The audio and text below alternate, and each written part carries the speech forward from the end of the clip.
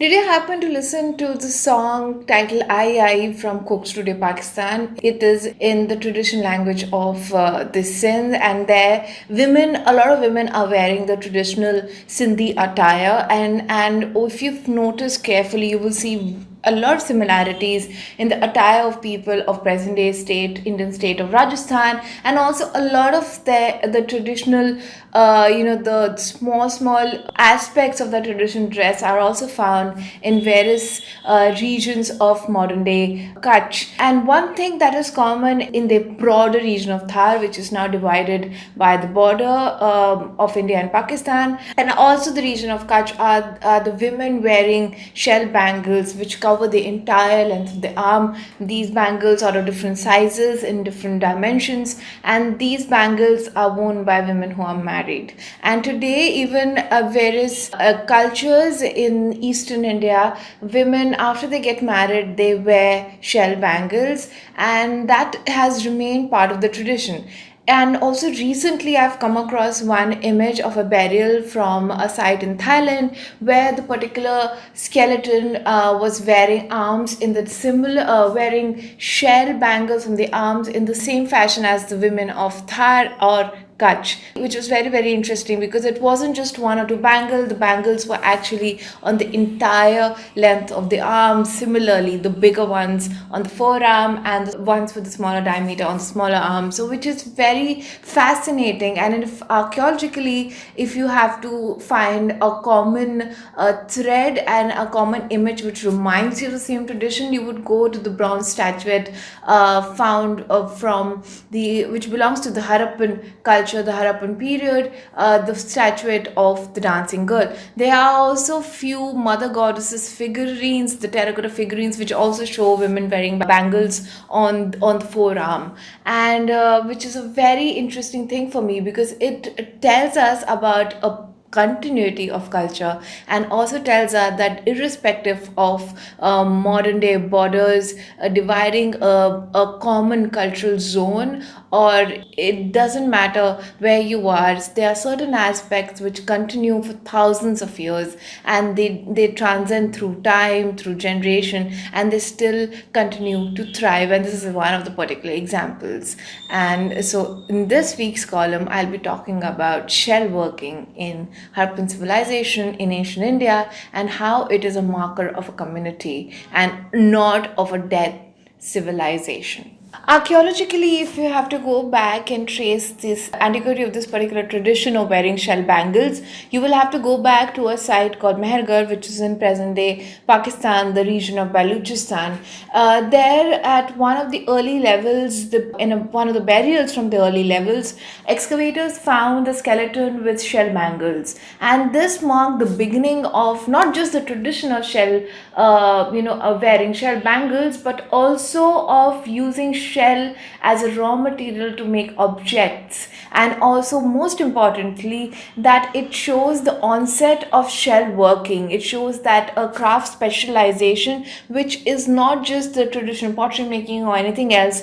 Here, the shells have been used to manufacture objects, and it requires specialized skills. It requires a concentration of people who are engaged in this sort of work. And from there on, which is dated to about 8,000 years ago in antiquity, about 7th millennium BCE, from there on, when we move to the Bronze Age civilization, we start finding innumerable evidence of shell. In fact, shell bangles are one category of antiquities which we find in almost all Harappan settlements, and they are not just limited to Harappan civilization. They are found even in the contemporary Chalcolithic settlements, in various Neolithic settlements in different parts of the country. But here in particularly, if we have to talk about the specialization of craft, and also its shell objects being part of this broader trade nexus of Harappan civilization, then I'll have to talk about a few settlements which are in the modern day state of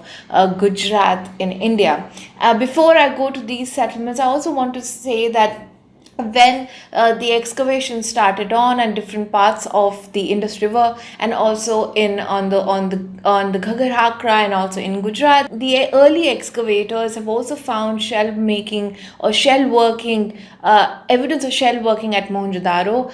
Jonathan Mark Canoyer goes on to say that there was a workshop at the city of Mohenjo-daro. There is another settlement which is on Makran coast, called Balakot, which is in Pakistan. That very settlement also have yielded evidence of shell working, and it's natural that the site like Balakot and Makran would yield evidence of shell working because it's on the coast. So, through various experimental analysis, archaeologists like George F. Dales, Poschel, and of course Jonathan Mark Canoyer. Mark Canoyer has done extensively the experimental studies on shell and various other objects, including lapidary. Has also done extensive study in various other materials which were part of the trade nexus and also part of the specialization within the Harappan realm. And in the shell working, he suggests that there were two types of flow of shell. One is that there are settlements which are on the coast where the shell, the raw material is procured, and from there the finished product has been made and then was sent to the various settlements inland. And there is another setup being detected through various excavation where shell as a raw material goes to the various settlements in the inland area such as Mohenjo-daro, and there the shell working is done. Evidence of shell working is also found at the site of Lothal in Gujarat and also at Dholavira. In fact, both Dholavira and Lothal have shown that despite being cities, and of course Dholavira is one of the largest cities of Harappan realm, they also gave enough evidence of working in certain areas, which shows that craftsperson or craft people were residing within the city limits. And we find similar evidence coming from one of the largest settlements of the Harappan civilization, that is Rakhigari. Mound number 5, RGF 5, when it was excavated by excavator Amrindranath, he found at mound number 5 shell working workshop, but further excavation was not undertaken at mound 5, and it's now completely under modern habitation. But similar craft specialization and craft working, this various types of workshop have been found at site of Rakhigari as well. So you can see there were different setups happening. So you have big settlements where there are smaller areas dedicated to workshop. In another type of settlement, we have evidence of smaller sites like Binjore, which I've mentioned a few weeks ago in one of my columns, where you see an extensive concentration, a specialization of metallurgy, especially copper and bronze manufacturing. The entire settlement was a hub, for manufacturing copper objects.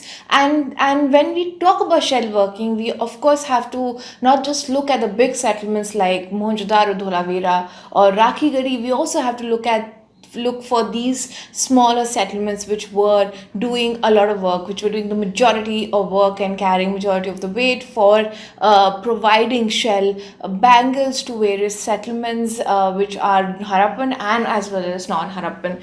When we talk about these settlements, apart from Balakot, the major chunk of shell working, the evidence of shell working comes from Gujarat, especially the sites of Golo Doro, which is also known as Bagasara, and also Nageshwar settlements within the Kutch region, south of Kutch, where you find evidence, where archaeologists have found evidence of extensive craft manufacturing. At Bagasara, the site which was excavated by archaeologists from MSU Baroda, including V.H. Sonavane, Ajit Prasad, K.K. Bhan, and Pratap Chandran, and they excavated the settlement from 1996 to 2005. And during this settlement, which was a small settlement but a fortified settlement, they found evidence of shell. So there was shell raw material, there was shell debitage, a thick concentration of shell debitage, and then they found finished and non-finished objects. They also found a lot of tools which goes into manufacturing shell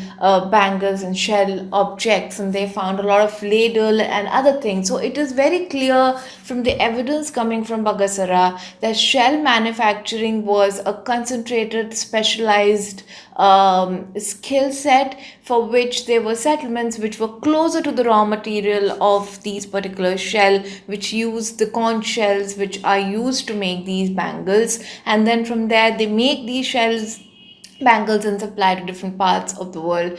And which is what is interesting is that the usage of shell bangles did not stop with the decline of Harappan civilization. The manufacturing of shell objects continued after Harappan civilization and continued well into early historic period, where sites like Vadnagar have now shown usage and manufacturing of shell objects. And the site of Vadnagar is not on the coast, it's in the inland. So you can then understand this entire nexus of shell manufacturing continued in Gujarat irrespective of the decline of the civilization. So in words of Shri Ratnagar, it was not deaths of the people, the Harappans. It was the decline of Harappan civilization was the death of Harappan traditions, which suggests that some traditions died, like bronze manufacturing, building their houses with precision, and pottery. But there were traditions like in the case of Khambhat, where lapidary still continues as a very concentrated specialized craft. The entire village of Khambhat is dedicated to just lapidary working and making carnelian beads and agate beads, which comes from the source of Ratanpur, which is in Gujarat, closer to Khambhat. And then again with shell manufacturing also, it continued and it passed on from generation to generation till the present time. And you can see that change is inevitable. Harappans changed their face and they were swallowed into local cultures, and this is another example that people did not die, the traditions died. Harappans adorned new identity, and the traditions were not just limited to Harappan civilization. They were people's tradition, and they transcend time. They are not limited by time, and so is continuity. Continuity is also, if we say the change is inevitable, the continuity is also inevitable. We have so many factors, so many aspects from Harappan world that has continued into 21st century, and I can go on and on about it. But for more details, please read my column on this very topic. You'll find a lot of interesting anecdotes, and you'll find a lot of clarity on this particular topic. But do let us know as to whether in your culture shell bangles are still used, maybe for just weddings or some traditional activity or something else. But do let us know how shell bangles, or whether shell bangles have continued into your own indigenous cultures or not, just the way we see example of people of Thar and also of Kutch using shell bangles on a very large scale.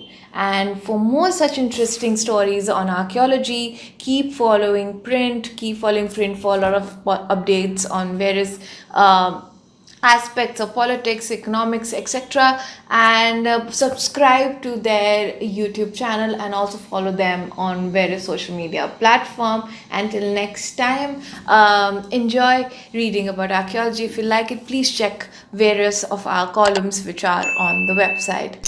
Thank you.